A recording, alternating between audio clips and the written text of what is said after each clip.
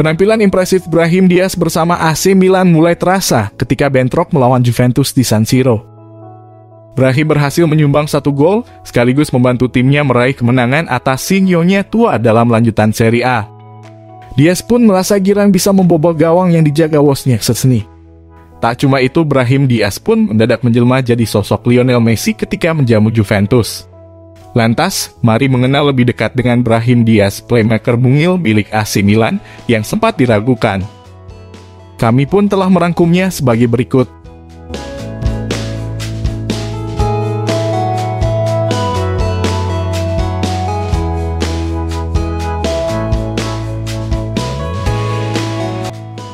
Diaz jemahan Messi.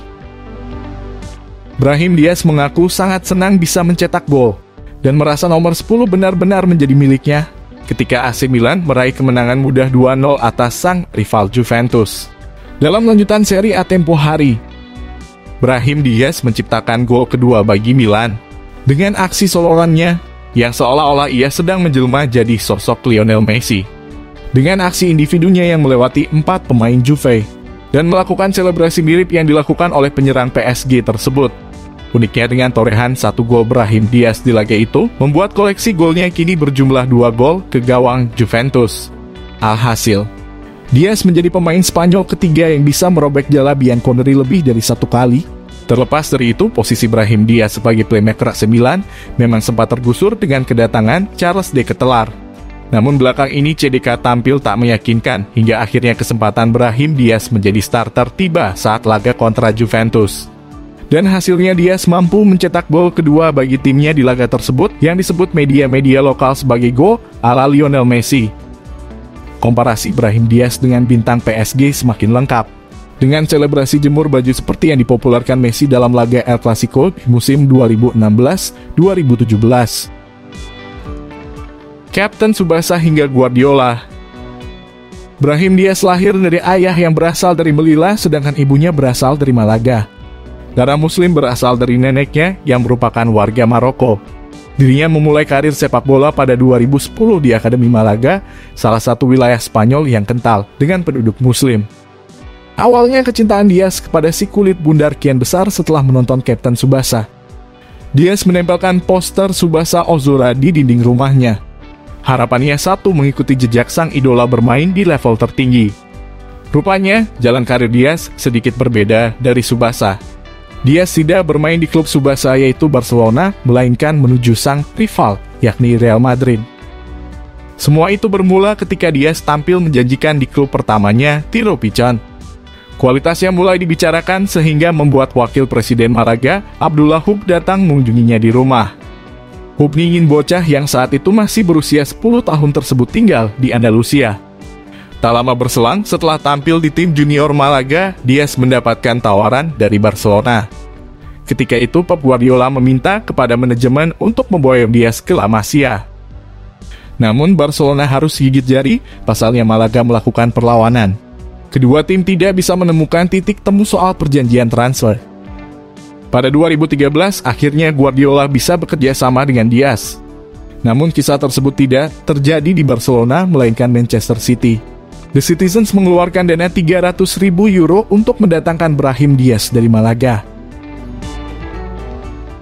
Dari City menuju Madrid. Kemampuan Brahim Diaz semakin berkembang saat membela Manchester City. Memperkuat tim U23. Pemain yang saat itu berusia 21 tahun. Sukses mengemas 11 gol plus 10 assist dari 33 laga. Torehan itu sudah cukup membawa Diaz promosi ke tim senior. Diaz digadang-gadang akan mengikuti jejak David Silva yang saat itu menjadi maestro lapangan tengah The Citizens. Sayangnya Diaz tidak mendapatkan banyak kesempatan bermain. Maklum, ia harus bersaing dengan para pemain bintang 5 The Citizens yang sudah banyak jam terbang. Meskipun, pada kenyataannya, Diaz mampu meraih berbagai gelar di Inggris bersama Manchester City. Kondisi tersebut membuat dia memutuskan hengkang ke Real Madrid pada Januari 2019.